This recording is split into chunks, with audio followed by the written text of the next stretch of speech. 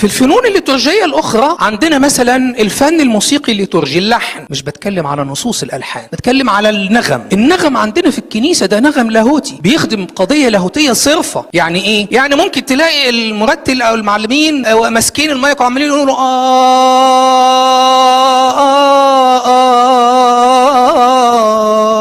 مش فاهمين حاجة، لكن تلاقي نفسك في حالة خشوع وانسكاب، مهيأ تتلقى النعمة اللي موجودة في الكنيسة. هو ده جمال الفنون الليتورجية، ما هياش للاستمتاع العقلي اللي بيخلي عيالنا اللي ما عندهمش عمق يسيبوا كنيستنا ويروحوا عند الانجيليين. هو بيخش هناك يلاقي بنوتة صوتها جميل وعمالة تعزف على البيانو، بيتسحر. تبقى طالع يوم سبت النور وانت مروح وسهران طول الليل ومروح تفطر، تلاقي نفسك وانت ماشي في الشارع تقول اجيوسا ساناتوس ناينان، تبقى خارج من كياك ماشي في الشارع تقول مارياتي بارس. عمل الديمومة، هو ده السحر بتاع الجمال اللي ترجي في الكنيسة. مش هي حاجات يا عم تصلي عربي عشان نفهم، يا سيدي سيبك من عربي ومن القبطي، خليك في الجمال، خليك في الحلاوة ودوق الجمال. انما انا نقول قبطي وعربي، صدقوني لما بيقرا عربي انا شخصيا ببقى حاضر القداس وبالكلام بيبقى بالعربي وببقى مش فاهم.